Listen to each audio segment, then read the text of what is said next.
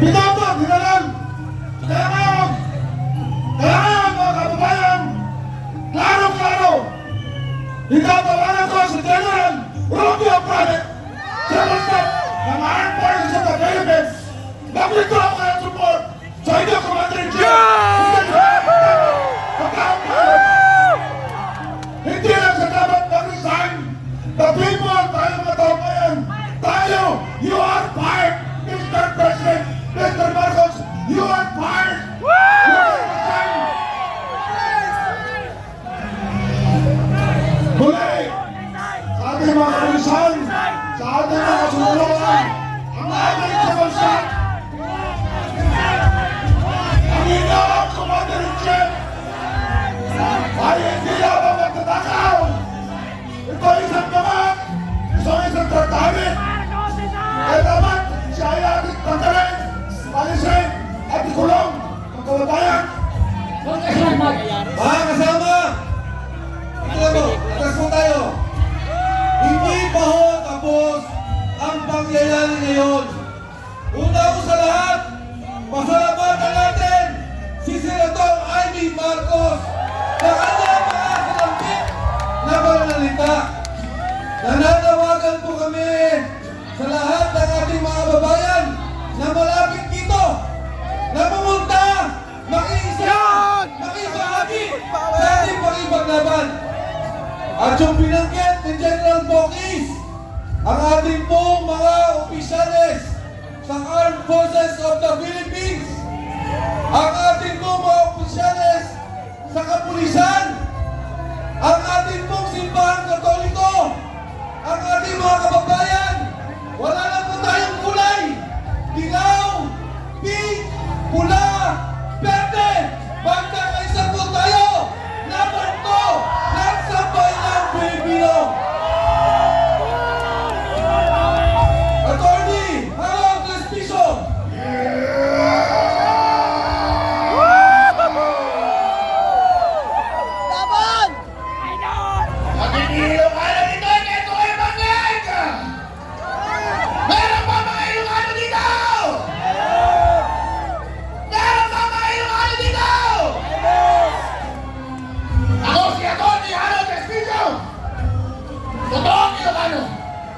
Kita nyo naman sa aking balat. At yung mga Ilocano dyan, nakikita ko kayo kahit madilim. Umiti nga kayo. Yan! Ang sabi nila, meron daw solid north. Ako na mismo ang nagsasabi sa inyo, ang solid north, narito na sa EDSA!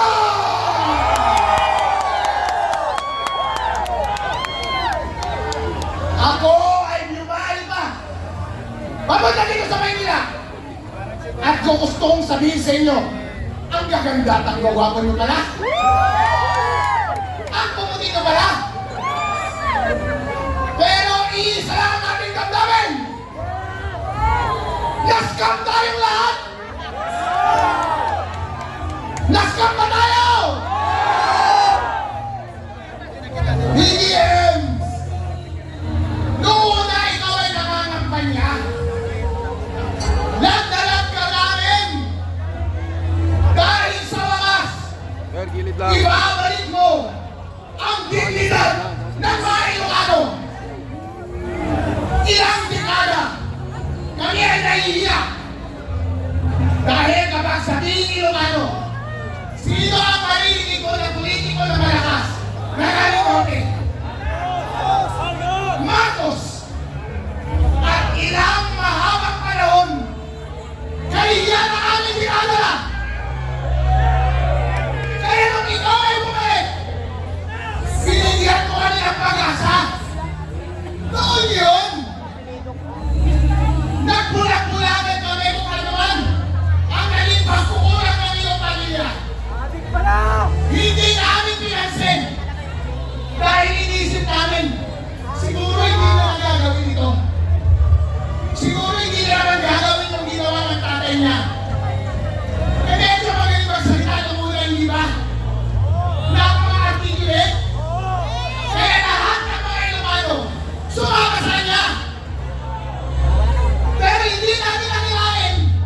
Sabi na ni Ivy kanina, nag-graduate pala! Ito ay doon! Kaya pala, pagkatapos mong manalo, hindi ka na namin marinig yung lakas ng iyong hila, ng lakas ng iyong politika. Biglang nawala nung ikaw ay umuna. Sino ang aming nakikita mo ba?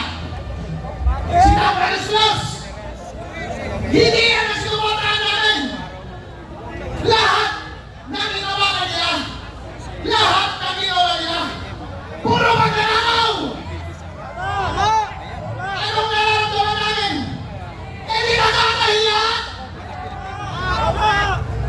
Ano ba ang ginawa mo sa kapwa mo Ilocano? Ako Ilocano ako. Lahat ng nakikita kong pagkakamali ng iyong gobyerno linalabas ko sa social media. Ano ang ginawa mo? Kinasuhan mo ako at pinakulong mo ako! Bukid ng manong! Okay na! Ang kailangan mo na natitan! Okay na! Ba't ka gano'n? Okay na! Ikaw yung si George! Kaya ngayon lumalabas. Pinapaligot nila na hindi kasalanan ni Marcos, ni Bongbong Marcos. Pero bossing, sa sobrang halibo, hindi mo na nababantayan ang tao mo. Kasalanan mo yan! Kung hindi ka gumagawa ng trabaho mo, dapat pa ba siyang manatili sa pwesto? Hindi na!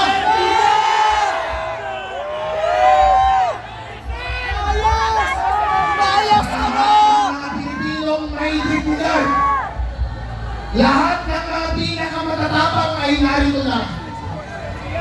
Kahit na sino Pilipino na nakikita na binabawi na sila ng kanilang liderato, ng kanilang presidente, hindi na sila nilarespeto.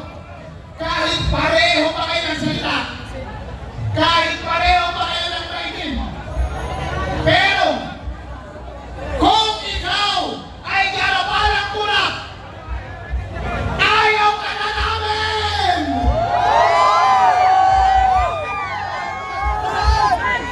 Marcos resign! Marcos resign! Marcos resign! Marcos resign! Marcos resign! Marcos resign! Marcos resign! Mga kababayan, tapos na ba ang pangihirap natin? Ano ang panawagan ni Amy Marcos? Marcos resign! Uwi na! Madami din! Uwi na!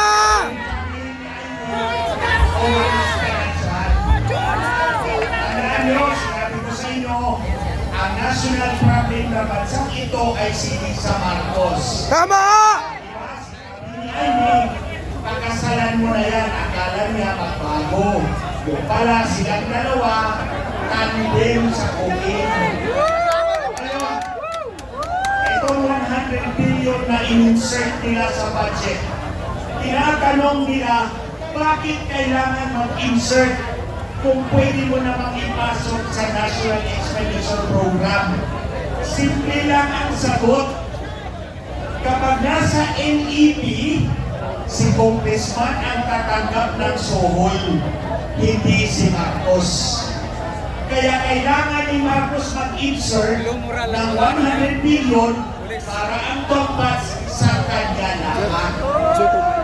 Hindi lang droga, kundi ang pagnakaw ng pera ng sambayanang Pilipino ay made and played directly on Marcos Jr. Tandaan nyo, ang Fort Bonifacio hindi pinapaha kahit anong bagyo. Pero bakit yung komunidad natin ulan lang, bahag na at hindi nasusunod ang problema dahil ninanakaw nila, and nobody exemplifies it more than this president. Ito, basta Marcos magnanakaw, alam na natin yan. Ngayon, ito, General Browner,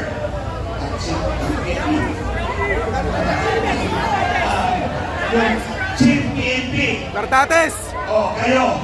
Nartates! General Nartates. Alam niyo na, Magkaka-in the lightning na tayo. sobrang alit yung Pangulo. Susunod pa ba kayo sa kanya? Kami, hindi kami susunod. Hindi! Lalaban kami. Dahil we are a dignified people. Kahit pa naghihirap kami, nalulunod kami sa baha. Alam namin lumaban at ayaw namin ang bangat na Pangulo. Marcos resign! Marcos resign! Marcos resign! Marcos resign! Marcos resign! Marcos resign! On behalf ng United People's Initiative, sa pamumuno ni General Romeo Pumalis at hundreds ng military uniform personnel, maraming salamat. Ang panalo ng bayan ay dahil sa inyong lahat. Kaya po dito at yung mga kababayan natin nasa Luneta, maraming salamat po sa inyong lahat. Huling panawagan natin, General Romeo Browner, sir, nung humarap kami sa inyo, sinabi namin lahat ng problema ng bansa sa harap ng mga senior generals from J1 to J10. Ngayon nyo napatunayan na ang sinasabi ng mga retired ay tama. Ngayon, General Browner, sir, inuutosan ka ng taong bayan. Tama! Chief PNP, Withdraw your support! inuutosan ka ng taong bayan. Withdraw your support! Itama ninyo ang mali. Huliin ninyo ang nagkasala. Pababain ang lahat ng nagdakaw. President Marcos, you are fired. President Marcos, you are fired. Romualdez, you are fired. Huling panawagan, magtawag pa kayo ng inyong mga kaibigan. Celebration natin ngayon hanggang bukas. Magsisindi tayo ng kandila. Magpapasalamat tayo at magdadasal tayo. Pasalamat sa ating dakilang lumikha. Tapos na ang laban! Ang ina, nanalo rin tayo! Misastra, please. Habang tayo po ay nagsisindi ng kandila, tandaan po natin na ito ay simbolo ng ating panalangin, ng ating pakikiisa. Pagkakaisa natin ito, ako po luluhod ngayon. Ako po ay luluhod sa ating dakilang Panginoon muli sa lahat. Pero pangalawa, lumuluhod din po ako sa Game mga over! sa mga edukado, sa mga businessman, sa mga bulag pa rin hanggang ngayon. Nakita niyo naman po, nagme-withdraw na ng support, pati sariling kapatid. Ngayon, tayo ba ay hindi pa rin sisigaw ng Marcos resign? Marcos resign! Marcos resign! Hindi po nila sabihin, hindi nila pwede sabihin na ito ay inciting to sedition. Napakatagal ko pong inaral yan. Walang sedition dito. Tayo po ay nakikiusap hanggat tayo ay mapayapa pa. Marcos, please, resign! Marcos resign! Marcos resign! Marcos resign! Marcos resign! Marcos resign! Marcos resign! Sinindihan ka namin ng kandila, Marcos. Marcos, resign! You're fired! Martin Romualdez. Yung walang kandila, pakisa ng inyong mga cellphone, flashlight. Shout out, Ron! Patay ang kandila! Ron! Shout out, Ron! Patay ang kandila namin! Unahin po namin ang ating mga kapatiran ng mga Muslim para sa isang dalangin. Yung mga cellphone po natin, ilaw ng cellphone, magbukas, mag-iangat. Bismillahirrahmanirrahim. Ako sa prayer ng Muslim. Bismillahirrahmanirrahim. Wassalatu wassalamu ala asyrafil anbiya'i Maingay, may nananalangin. wa ala alihi wa sahbihi wa qarrabukum adun yastajib lakum. Ya Rabbal Alamin. O Diyos namin, kayo po ay mga bagil. Diyos namin maawain. Diyos namin lumikha sa amin. At Diyos namin nagkaloob sa amin sa isang sambayanan na minamahal namin ang bansang Pilipinas. O Diyos namin, nagpapasalamat kami at pinagkaloob ninyo sa amin ang araw na ito at ang gabi na ito at lumabas ang katotohanan sa aming suliranin sa aming bansa. O Diyos namin, gabayan niyo po kami at sana po magtuloy-tuloy na ito. At huwag niyo po kami pabayaan, magsama-sama po kami, Muslim man o Christian o sino man sa bansa namin sapagkat ito po ay mag-isang bansa na pinagkaloob niyo para sa amin. Amin ya Rabbal Alamin, alhamdulillah, rabbil alamin, arrahmanir rahim, maliki yawmiddin. إياك نعبد وإياك نستعين اهدنا الصراط المستقيم صراط الذين أنعمت عليهم غير المغضوب عليهم ولا الضالين آمين والحمد لله رب العالمين. Allahu Akbar! Allahu Akbar! Tayo po ay muling manalangin.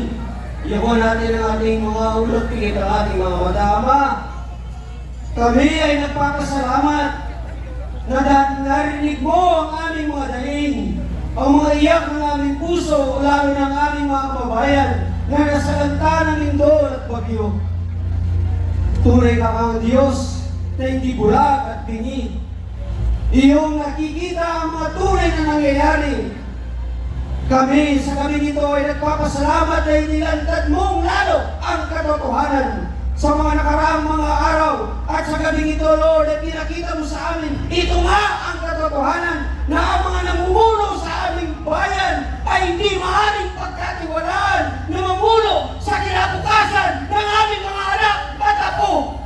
Dahil nasa kanila ang pundasyon at kinabukasan ng aming bayan. Ama, nagpapasalamat kami na sa kabila ng mga kalamidad ay nandiyan pa rin ang iyong awat biyaya.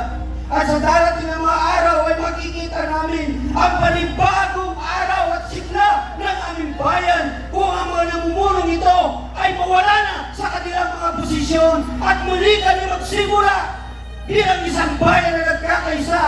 At Ama, ipinagkakatiwala na namin ngayon, bukas ay wala na ang mga nasa Malacanang. At ito ang aming dalangin sa pangalan ng Ama, ng Anak at Espiritu Santo. Amen! Sinasabi sa salita sa Isaiah 1:23, your rulers are rebels, partners with thieves. They all love pride and chase after gifts. They do not defend the cause of the fatherless. The widow's case does not come before them. At dahil dito, sinasabi ng Panginoon, kay wawakasan niya ang ganitong uri ng leadership. Let us all raise our hands to heaven. Let us pray and surrender the Philippines to our God. Father, we worship you for your goodness, O Lord. We thank you because you love the Philippines and you love the Filipino people. Our hearts are now being surrendered to you because we know that this victory is for our country and the victory belongs to you, Lord. You, Father, are able to judge both the body, the soul. At wala pong makakaligtas sa iyong katotohanan. Maraming salamat sa paghipo mo sa mga taong nagsalita upang mapahalag ang katotohanan. Ikaw po ang kumilos nito. Kung kaya't ngayon ay ikaw ay aming pinapasalamatan. You are good, O God! And the Philippines belongs to you! Maraming salamat because this transition is truly your work. Wala po kahit isang dugo ang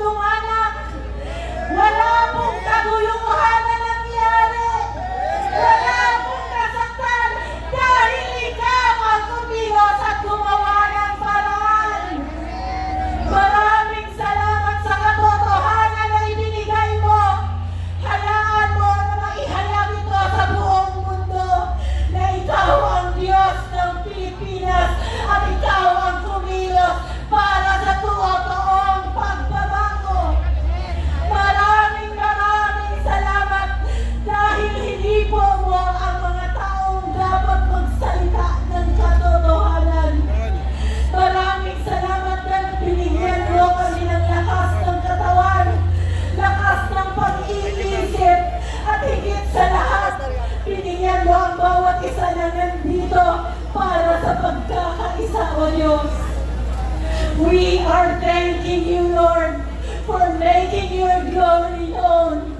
Walang tao, walang organisasyon na higit na lumaganap dito, O Diyos, kundi ang bawat Pilipino na nagkaisa at nag-surrender para sa iyong pagkilos. Maraming salamat, O Diyos, dahil ngayon, ikaw din ay hihipo sa lahat ng aming kasundaluhan at sa lahat ng aming kapulisan, O Diyos. Ang kanilang puso, O Diyos, ay tatalima sa direksyon na iyong pinapasundan sa kanila. Maraming salamat sa gabing ito because victory has been given to the Philippines and the Filipino people. Nagayan, tumon, tumarap. And Father, right now, we take this time, O Lord, to pray for our dear President Rodney Duterte, Lord. Malaki ang sakripisyo na kanyang ibinigay upang makamit namin ang araw na ito. Sa kanyang kalungkutan, alam namin na ikaw ay humihipo sa kanyang puso. Inalagaan mo siya na hanggang ngayon, siya ay may kalakasan ng kanyang puso at ang kanyang espiritu dahil iningatan mo siya dahil nagpakita siya ng kaibang pamumuno sa bansang Pilipinas. We are declaring right now, Lord, freedom for Tatay Digong. Let the world hear our cry.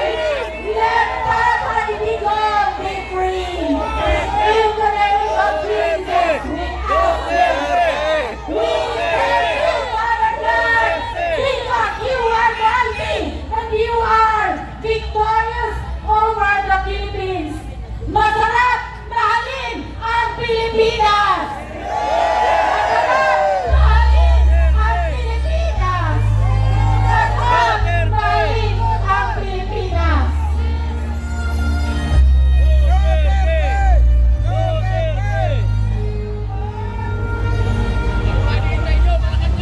Bye. Muli, tutuloy natin. Mananawagan si General Romy Bukis sa ating mga military at sa ating kapulisan. Manalo tayo, mga General kababayan. Romy Bukis. Manalo sa bayan ng Pilipino. Mga kababayan, tayo po ay mananawagan sa ating pinakahepe ng ating sandatahan lakas ng Pilipinas, si General Romeo Bronner.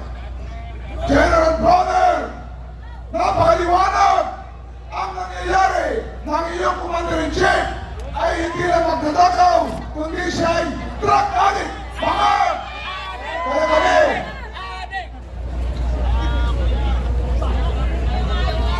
kaya ako, General Bronner, ang taong bayan ay inutusan ka para mag-withdraw ang support sa iyong pamag at pagdadakaw na Commander-in-Chief.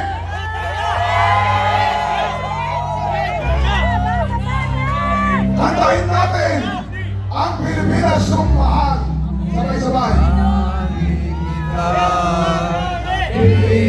Pilipinas kong mahal, ang gusto ko ay buhay man sa iyong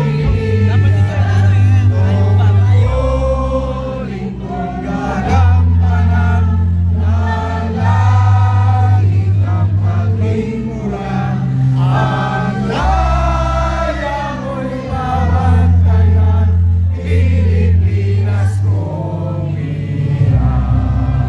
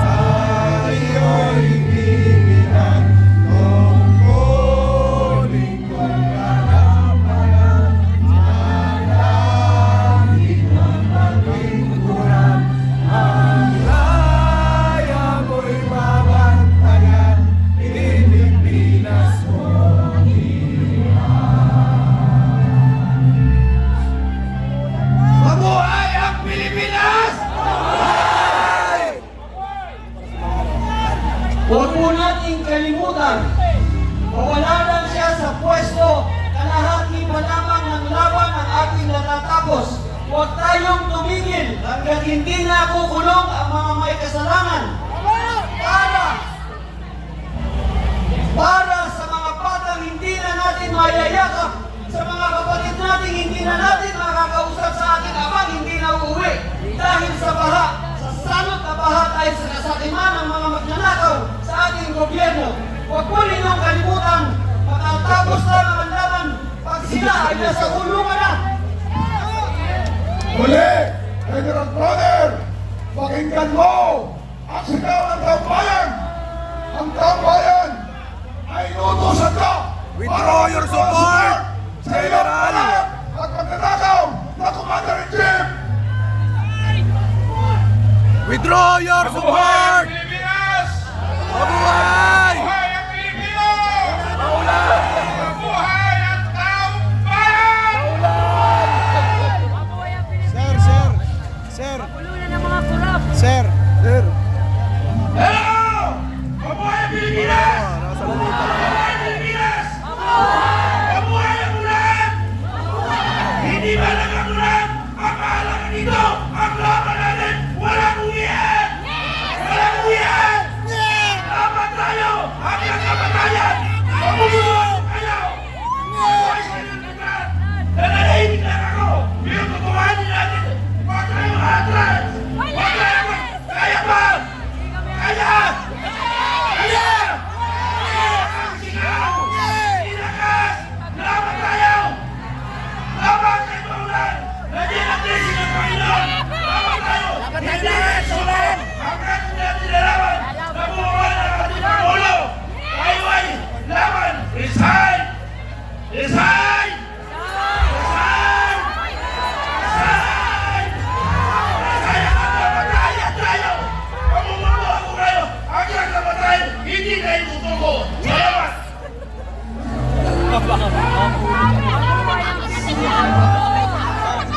Magandang gabi mga kababayan! Ayong gabi! Si Cruz Angeles. Dahil kaniyong ng press ng isang Pangulong Bangag! na isumbong na sa bayan. Tingnan niyo nga naman ang tadhana, no? May hinamon tayo ng kasaysayan. Kinagagalak po na nakikita kayo lahat dito. Kasi kayo po ang sumagot sa hamon na ito. Ba't na wala rin mga pulis?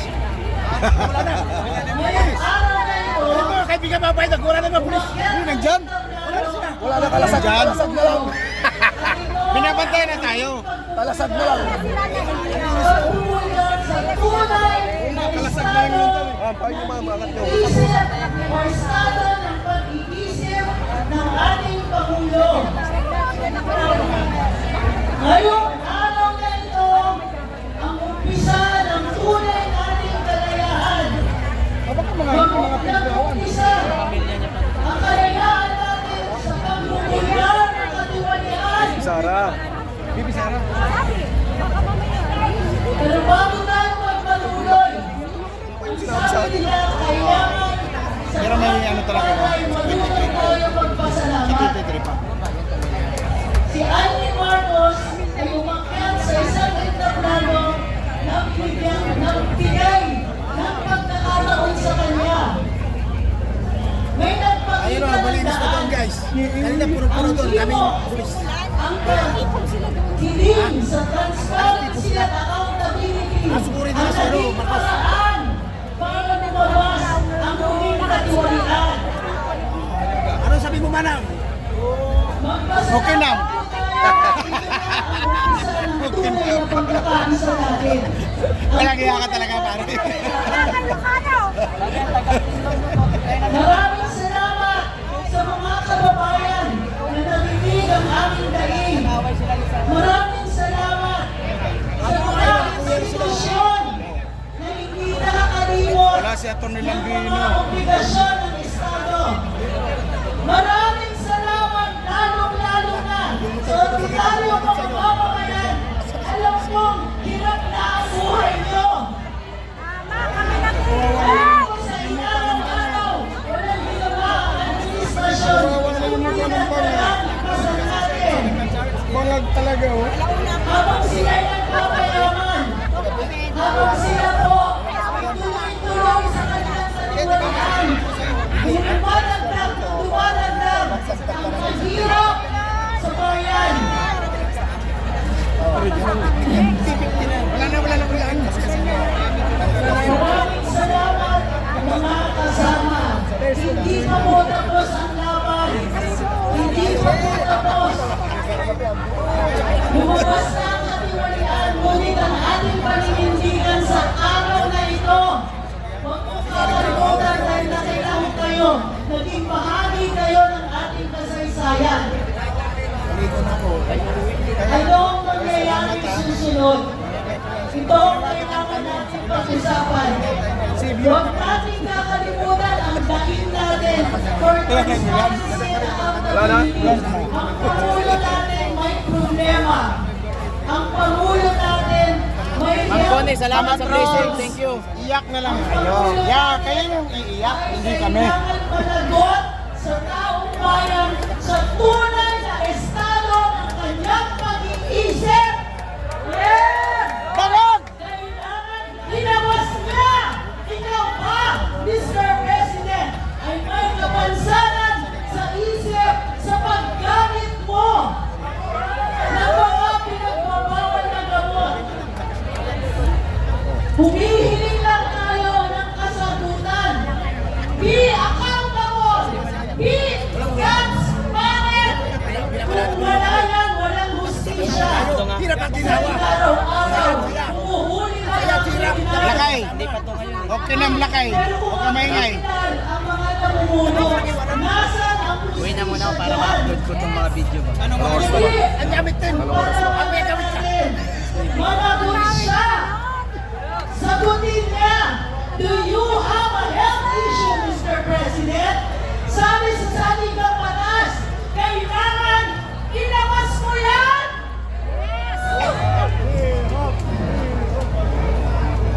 Sabi sa saligang batas,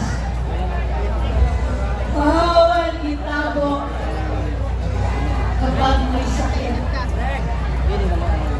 Bawal ang lahat ng krimen nila nagagawa nila kasi tinatago. Ang lahat ng mga problema ng bayan lumalaki dahil tinatago. Ang hiling lang natin, magsabi kayo ng totoo.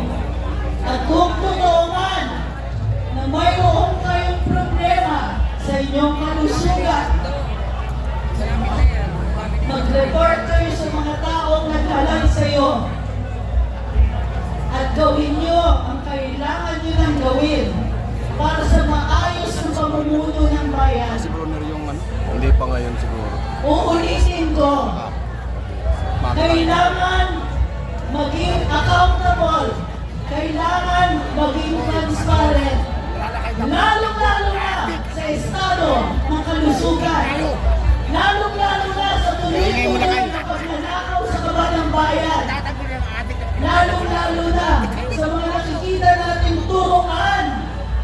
Sino ba ang mananagot dyan sa budget ng bayan na ninakaw ninyo? Sabi ng mga saksi, umaabot sa Malacanang ang katiwalian. Sabi ng mga saksi, ang nakaupo sa Malacanang may kapansanan. Lahat yan mangyayari lang dahil tinatago nila. Lumalabas ng katotohanan. Kaakibat kayo sa paglalabas ng katotohanan na yan. Kaya nahihilig Salamat, lang Bangag. natin. Kailangan mo tayong iwanan. Tuloy-tuloy na ito. Walang iwanan! Ating palagpasin ang pagkakataon, humingi ng tunay na pagbabago.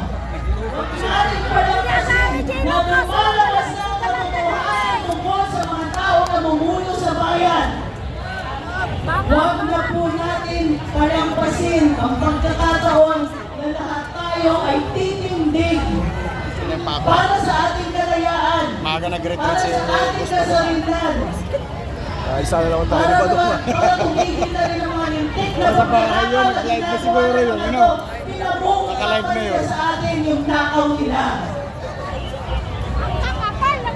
Mga kababayan, bahagi na tayo ng kasaysayan. magpa-drug-test daw. May mga nangyayari. Mapa-subscribe naman dyan, mga maisog natin ano. Maaalala ito ng mga henerasyon na parating na minsan akala ng mga namumuno sa atin kampante na sila. Akala ng mga namumuno sa atin parang kalabaw ang Pilipino, hindi magre-reklamo. Ngayong araw na ito, pinapaalala natin sa mga namumuno sa atin nang susumangin ng kalabaw. Ngayong araw na ito, ipakita natin ang tunay na lakas ng mga mamamayang Pilipino. Pakita natin, hindi na po natin titiisin ito. Pagkakaisa kami. Manawagan kayo. Mga kaibigan, mga kamag-anak, kung nasa lugar kayo, magpakita kayo pagkakataon nito na manindigan tayo lahat.